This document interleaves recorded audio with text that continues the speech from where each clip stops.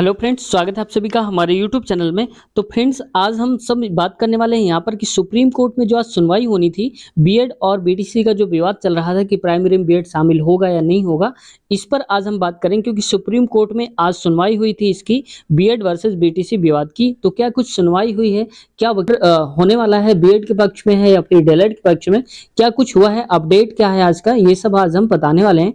तो फ्रेंड्स, अगर आप वीडियो पर नए हैं, चैनल पर नए हैं, तो आपसे रिक्वेस्ट है चैनल को सब्सक्राइब जरूर कर लें और बेल आइकन दबाना बिल्कुल भी मत भूलें। तो फ्रेंड्स देखो, यहाँ पर क्या है कि जो बीएड का विवाद है ये तभी से शुरू हो गया था जब 11 को फैसला आया था, पिछले 11 सितंबर 2023 को फैसला आया है। तब से जो बीएड है उस पर खतरा मंडराने लगा है। और ऐसे में क्या था कि जो बिहार की जो वैकेंसी थी, आप जानते हैं काफी भारी भरकम वैकेंसी थी 79 के। और इस पर क्या है कि बीएड और बीडीसी दोनों से मांगे गए थे आवेदन, जबकि बीएड वालों को अब बोला गया फैसले के बाद कि ऐसा नहीं होगा।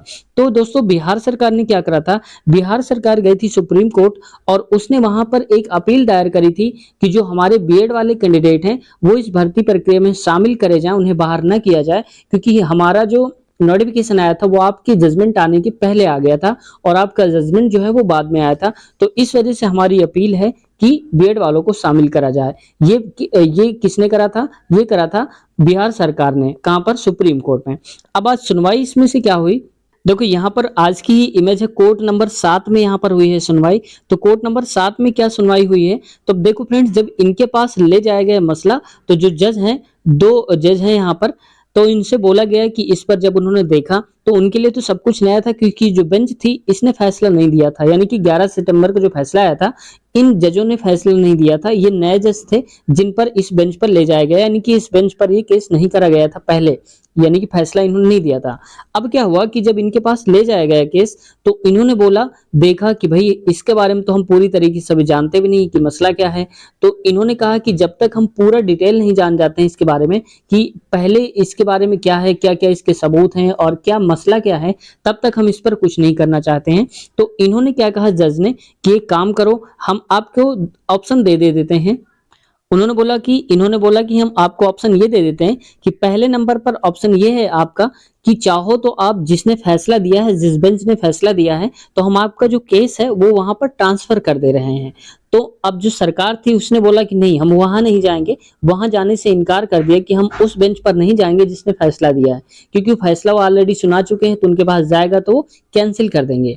अब उन्होंने कहा कि हम वहां नहीं जाएंगे। तो इन्होंने और एक बात बोली कि अगर आप वहां नहीं जाना चाहते तो एक काम करो, आप अपना जो केस है वो विड्रॉ कर लो। विड्रॉ करने का मतलब है कि यहाँ पर ये कह दो कि जो हमने केस दायर करा था उस पर कुछ नहीं है, हम इसको वापस ले रहे हैं और फिर कभी आने वाले समय में हम इस पर विचार करेंगे, अपने सबूत इकट्ठा करेंगे और जो हम कहना चाहते हैं इसके बारे में हम दोबारा से आएंगे। यानी कि विड्रॉ कर लो सेकंड नंबर पर। अब क्या हुआ कि जब तीसरे नंबर पर क्या हुआ, इन्होंने जज ने बोला कि एक काम करो, अगर आप ये भी नहीं करना चाहते हैं तो तीसरे नंबर पे आप ये कर लो कि रिव्यू पिटीशन फाइल डायल कर दो, यानी कि रिट पिटीशन जो फाइल है उसको दायर कर दो, यानी कि पुनर्विचार जो याचिका है उसमें आप आ जाओ। तो हो सकता है कि इस पर कुछ विचार करा जाए, क्योंकि तब तक करें कि हम लोग भी इस केस के बारे में जान जाएंगे क्या है केस, तब हम इस पर फैसला ले पाएंगे। क्योंकि आप भी जानते हैं कोई भी जो जज होते हैं वो किसी प्रकार का ऐसा फैसला नहीं लेते हैं जो कि गलत हो, वो पहले सबूत इकट्ठा करते हैं, सबूतों के आधार पर वो सब जानने की कोशिश करते हैं, जब पूरे मामले को समझ जाते हैं तो ही अपना फैसला सुनाते हैं।